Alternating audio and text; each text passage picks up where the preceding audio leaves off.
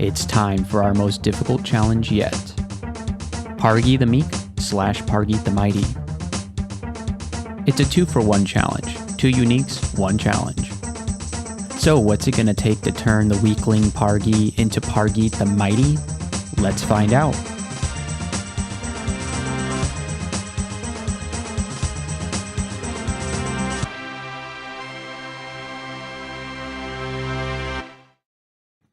There exist a handful of uniques in Crawl with alternate versions. These pairs typically involve a weaker early game version and a stronger late game version. You'll have one or the other in your game, but never both. These unique pairs include Grum and Grun, Josephine and Josephina, Maggie and Marjorie, and the subject of this video, Pargi and Pargit.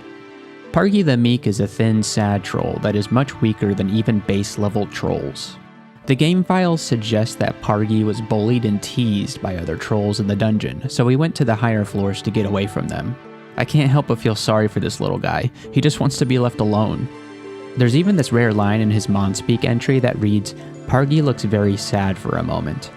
That being said, you probably won't feel sorry for him if you encounter him in your game. He often spawns in early game floors where he will most likely be a serious threat for the player. I usually find him in the sewer, but he can also spawn in the main dungeon on levels 3 and 4. He doesn't really have any special abilities other than his above average health regeneration that all trolls share. Now, what would happen if our sad friend grew up to be an absolute powerhouse? That's how you get Pargi the Mighty.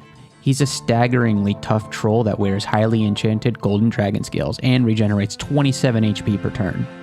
You'll most likely encounter Pargi in Depths or Zot, and hopefully by that point you'll be ready for him. If you do plan on defeating him, burst damage is your best friend.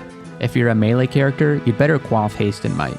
If you're a spellcaster, hopefully you've been training a high burst damage spell like Bombard or Plasma Beam. If you do manage to kill him, you can get yourself a nice enchanted pair of golden dragon scales, one of the most protective armors in the game. Okay, that's enough about the uniques. Let's start talking about the challenge that we have to do.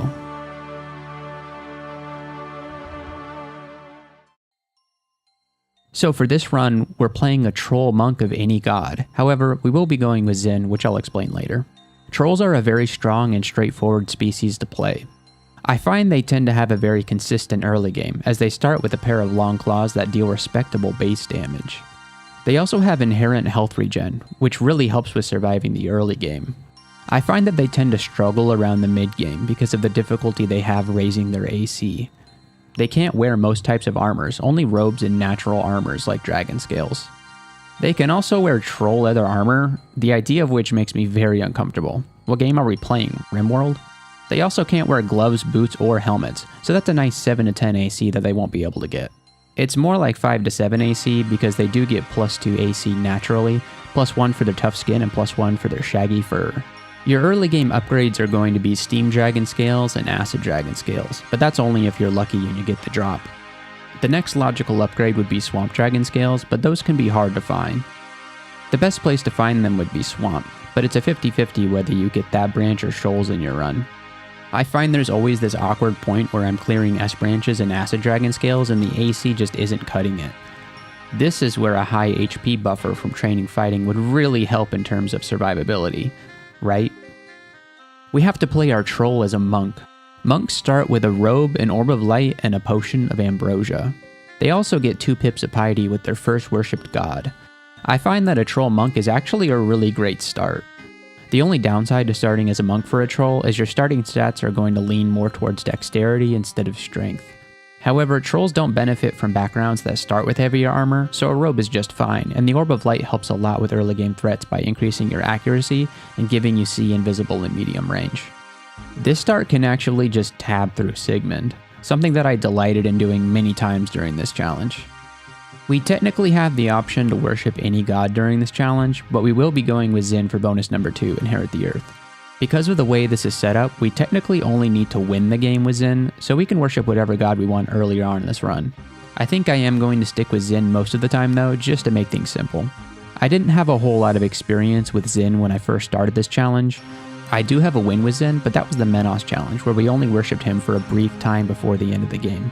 I was rightfully called out for not using Recite enough during that run, a mistake that I corrected while doing my Pargi attempts. To give a brief summary of Zin, he's the god of law and order. He hates chaos, chaotic creatures, mutations, and shapeshifters. You gain piety with him by donating gold, either actively with an ability or when he takes 10% of every gold pile you pick up. Zin protects you from mutations, gives you some great active abilities, and at max piety he cleanses your potions of mutations so that they only remove mutations instead of adding them. Recite is an active ability that you get at 1 pip of piety. When activated, you recite for 3 turns, which affects creatures on your screen. You can take other actions while reciting, so it's great to do at the beginning of a fight. The effects that enemies can receive depend upon how evil or chaotic they are. The most heavily affected are demons and insubstantial undead. Next are unclean monsters and casters of chaotic magics. Then chaotic monsters, and finally, intelligent, non-holy monsters. The effects that enemies can receive scale in strength based on the player's piety and invocation skill, and are affected by the monster's hit dice, with higher hit dice monsters being more difficult to affect. These effects are usually debilitating in some way, and they range in power from a mere dazing to being instantly turned into a pillar of salt. Recite costs no piety, but is based on a cooldown mechanic. The only downside is that you do create some moderate noise when reciting, so it may not always be the right move to cast it. Zin's next ability is Vitalization. It gives you the Vite status, which grants poison immunity, protection from sickness, confusion, petrification, and boosts all your stats by an amount that scales with invocations.